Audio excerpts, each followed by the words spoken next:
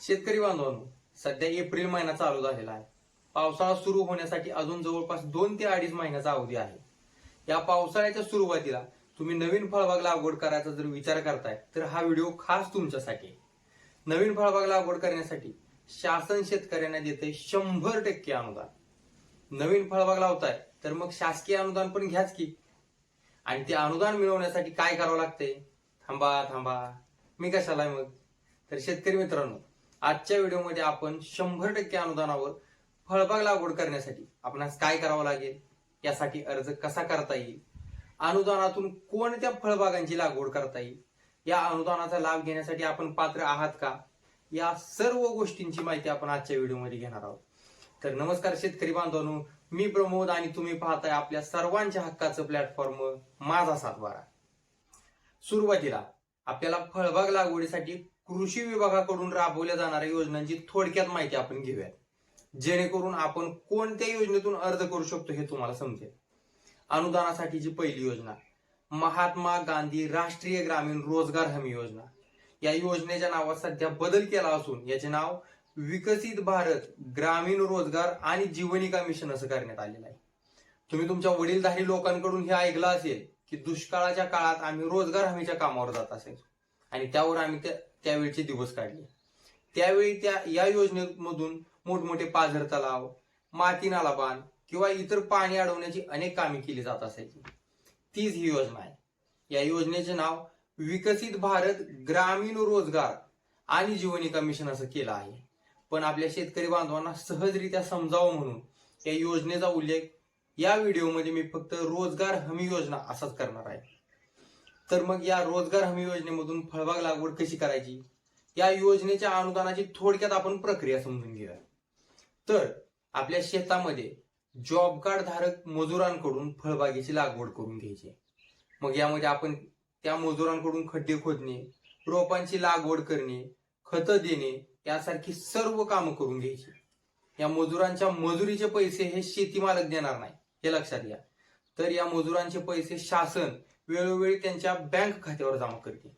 म्हणजेच काय, तर या योजनेतील जमा होणारे अनुदानाचे पैसे हे थेट शेतकरी मालकाला मिळत नाहीत, तर त्यांच्या शेतात काम करण्यासाठी येणाऱ्या मजुरांच्या खात्यावर जमा होणार. मग शेतकरी मालकाला अनुदान म्हणून कोणतेच पैसे मिळणार नाहीत का? तर असंही नाही. स्वतः शेतकरी सुद्धा त्याच्या शेतावर काम करणार आणि त्याच्या मजुरीचे पैसे सुद्धा शासन त्याला देणार. त्याचबरोबर रोपांच्या अनुदानाची रक्कम, रोप लागवड करताना वापरलेल्या खताच्या अनुदानाची रक्कम किंवा फवारणीसाठी वापरले जाणाऱ्या औषधाची रक्कम, हे सर्व शेती मालकाच्या खात्यावर जमा होईल. ओके, आता तुम्हाला समजलं असेल की रोजगार हमी योजनेतून अनुदान कसं मिळतं ते. पण यासाठी कोणते शेतकरी पात्र आहेत? तर यासाठी शेतकऱ्याच्या नावावर 5 एकरपेक्षा जास्त क्षेत्र असता कामा नये. या अटीसाठी मात्र अनुसूचित जाती व अनुसूचित जमातीसाठीचे शेतकरी अपवाद आहेत. म्हणजेच तुम्ही अनुसूचित जाती जमाती व प्रवर्गातील शेतकरी असाल आणि तुमच्या नावे 5 एकरपेक्षा जास्त क्षेत्र असेल तर ही कोणती हरकत नाही. पण तुम्ही खुल्या प्रवर्गातील असाल आणि तुमच्या नावे 5 एकरपेक्षा जास्त क्षेत्र असेल तर मात्र तुम्ही या योजनेतून लाभ घेऊ शकत नाही. मग अशा शेतकऱ्यांसाठी दुसरी एक योजना आहे, ती म्हणजे भाऊसाहेब फुंडकर फळबाग लागवड योजना. या योजनेतून लाभ घेण्यासाठी अशी कोणतीही क्षेत्राची अट नाहीये. म्हणजेच काय, तर तुम्ही अल्पभूधारक असो किंवा बहुभूधारक शेतकरी असो, कोणतीही अडचण नाही. फक्त या योजनेचा लाभ घेण्यापूर्वी तुम्ही रोजगार हमी योजनेमधून लाभ घेतला असेल तर मात्र तुम्ही या योजनेतून अनुदान मिळवू शकत नाही. या योजनेतून मिळणारी अनुदानाची रक्कम पूर्णपणे शेतकऱ्याच्या बँक खात्यावर जमा केली जाते. या दोन्ही योजनेतून दिली जाणारी अनुदानाची रक्कम 100% एवढी दिली जात असली तरी दोन्ही योजनेतून दिली जाणारी अनुदानाची रक्कम ही सारखीच असते असे नाही. यामध्ये एकूण रकमेचा विचार केला असता रकमेमध्ये फरक दिसून येतोय. थोडक्यात काय, तर रोजगार हमी योजनेत मजुरांना दिली जाणारी एकूण रक्कम जर आपण विचारात घेतली तर मात्र भाऊसाहेब फुंडकर योजनेपेक्षा रोजगार हमी योजनेतून दिली जाणारी अनुदानाची रक्कम ही नक्कीच जास्त आहे. आता आपण या योजनेचा अर्ज कसा करायचा हे समजून घेऊया.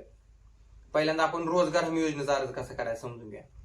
या योजनेतून लाभ घेण्यासाठी आपली नाव नोंदणी आपल्या गावचे सहाय्यक कृषी अधिकारी यांच्याकडे करायची. त्यानंतर गावचे रोजगार सेवक आपल्याला शेतात ज्या ठिकाणी लागवड करायचे तेथील लोकेशनची ऑनलाईन पद्धतीने नोंदणी करणार. म्हणजेच काय, तर या योजनेचा लाभ घेण्यासाठी कोणताही ऑनलाईन अर्ज करावा लागत नाही. यामध्ये कोणतीही लॉटरी पद्धत नाही. जे व्यक्ती अर्ज करतील किंवा जे व्यक्ती नाव नोंदणी करतील अशा सर्व शेतकऱ्यांना अनुदान मिळू शकते. फक्त ही नाव नोंदणी करण्यासाठी या वर्षापासून शासनाने 31 मार्च ही अंतिम दिनांक दिली होती. माझ्या काही वैयक्तिक कारणामुळे मला या विषयाचा व्हिडिओ बनवणं शक्य झालं नव्हतं. आता दुसरी योजना, भाऊसाहेब फुंडकर फळबाग लागवड योजना. या योजनेसाठी मात्र तुम्हाला महाई सेवा केंद्रातून अर्ज करावा लागणार आहे. तुम्हाला जर येत्या पावसाळ्यात फळबाग लागवड करायची आहे तर तुम्ही आजच आपल्या जवळच्या महाई सेवा केंद्राला भेट देऊन अर्ज करून घ्या. कारण जितका लवकर आपण अर्ज कराल तेवढी लवकर आपली निवड होणार आहे. परंतु शेतकरी बांधवांनी ही काळजी घ्यायची की आपल्या अर्जाला मंजुरी आल्याशिवाय कोणीही फळबाग लागवड करायची नाही. कारण आपल्या अर्जाची निवड झाल्यानंतर गावचे सहाय्यक कृषी अधिकारी स्थळ पाहणी करण्यासाठी आपल्या शेतावर येतात. त्यामुळे मंजुरी मिळाल्याशिवाय कोणत्याही शेतकऱ्यांनी लागवड करायची नाही. आतापर्यंत केलेल्या चर्चेनुसार तुम्हाला समजलं असेल की तुम्ही कोणत्या योजनेतून अर्ज करू शकताय. त्याचबरोबर त्यासाठी कोणकोणत्या अटी आहेत, तो अर्ज कसा केला पाहिजे आणि तो अर्ज कुठे करता येईल. आता आपण या दोन्ही योजनेतून कोणत्या फळपिकांची लागवड करू शकतो हे जाणून घेऊया. तर रोजगार हमी योजनेमधून आपण कोणत्या फळपिकांची लागवड करू शकतो ते पाहूया. यामध्ये आंबा, काजू, चिक्कू, संत्रा, मोसंबी, कागदी लिंबू, डाळिंब, सीताफळ, पेरू, आवळा, फणस, नारळ, चिंच, अंजीर, कोकम, बांबू, ड्रॅगन फ्रूट, ॲव्होकॅडो, केळी, द्राक्ष, बोर, कवठ, जांभूळ, सुपारी, कडुनिंब, गुलाब, मोगरा, निशिगंध, सोनचाफा. याबरोबरच औषधी वनस्पती आहेत जसे की करंज, अर्जुन, आसन, अशोक, बेहडा, हिरडा, बेल, टेटू, रक्तचंदन, रिठा, लोध्रा, आईन, शिवण, गुग्गुळ, बिबा या सर्व पिकांची लागवड आपण या रोजगार हमी योजनेमधून करू शकतोय. आता आपण भाऊसाहेब फुंडकर फळबाग लागवड योजनेमधून कोणत्या फळपिकांची लागवड करू शकतो ते बघूया. आंबा, काजू, पेरू. पेरूमध्ये 6 बाय 6 मीटर अंतर आणि 3 बाय 2 मीटर अशा 2 अंतरासाठी आपण लागवड करू शकतोय. त्याचबरोबर डाळिंब, कागदी लिंबू, मोसंबी, संत्रा, नारळ, सीताफळ, आवळा, चिंच, जांभूळ, कोकण, फणस, अंजीर, चिक्कू या फळपिकांची लागवड आपण या योजनेतून करू शकतोय. या योजनेमध्ये केळी आणि द्राक्ष फळपिकांचा समावेश केला गेलेला नाही. गेल्या काही दिवसांपासून शेतकऱ्यांकडून भाऊसाहेब फुंडकर फळबाग लागवड योजनेमध्ये केळी आणि द्राक्ष या पिकांचा समावेश करावा म्हणून मोठी मागणी करण्यात येत आहे. अजूनपर्यंत तरी केळी आणि द्राक्ष या फळपिकांना या योजनेतून बाहेर ठेवण्यात आलेला आहे. या दोन्ही योजनांचा लाभ घेण्याच्या दृष्टीनं शेतकऱ्यांनी त्वरित आवश्यक गोष्टी पूर्ण करून घेण्यासाठी हा व्हिडिओ थोडक्यात बनवला गेलेला आहे. या व्हिडिओला जर चांगला प्रतिसाद मिळाला तर येत्या काळात या प्रत्येक योजनाविषयी सविस्तर व्हिडिओ आपण बनवणार आहोत. त्यामध्ये शेतकऱ्यांना प्रत्येक फळपिकानुसार मिळणारी अनुदानाची रक्कम, या पिकांच्या लागवडीचे अंतर या सर्व गोष्टींची सविस्तरपणे माहिती दिली जाईल. या व्हिडिओमधील माहिती आपणास कशी वाटली, तसेच केळी आणि द्राक्ष ही फळपिके भाऊसाहेब फुंडकर फळबाग लागवड योजनेमध्ये समाविष्ट करावीत का, त्याबाबत आपलं काय मत आहे, आपल्या प्रतिक्रिया कमेंट बॉक्समध्ये लिहून कळवा. आणि अशाच माहितीपूर्ण व्हिडिओसाठी आपल्या चॅनेलला फॉलो करायला विसरू नका. तुर्तास थांबूया. धन्यवाद.